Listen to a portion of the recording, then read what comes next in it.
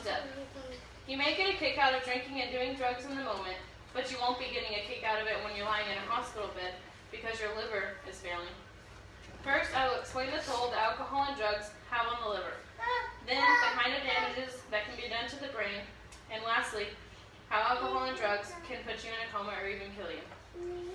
Let's begin by discussing the harm that can be done to your liver from drugs and alcohol. Do you know what cirrhosis is? Cirrhosis is a chronic liver damage that can lead to scarring or even liver failure. According to loveyourliver.com, cirrhosis happens when cells of the liver are damaged from inflammation. The main causes of cirrhosis are overconsumption of alcohol and, of course, drugs. Cirrhosis also has the potential to lead to cancer. According to World Health Organization, alcohol consumption causes between 20 to 50% of all cirrhosis.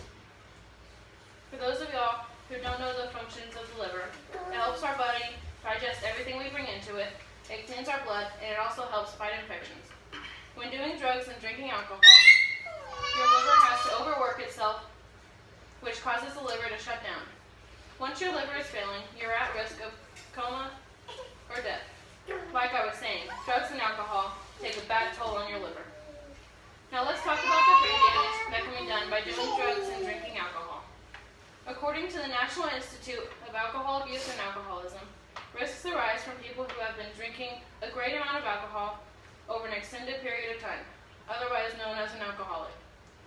Thiamine deficiency is one of the risks that an alcoholic faces. Thiamine is a nutrient that all tissues in the body need, including the tissues in the brain. Thiamine deficiency is common in alcoholics. In fact, 80% of all alcoholics have this deficiency. Some alcoholics that have this deficiency will go on to have more serious brain disorders.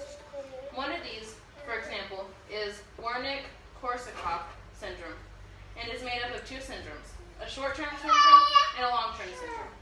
The short-term syndrome is more severe and can cause paralysis of the nerves that are in charge of moving the eye, and can also give the patient trouble with muscle coordination. The long-term syndrome simply weakens the body.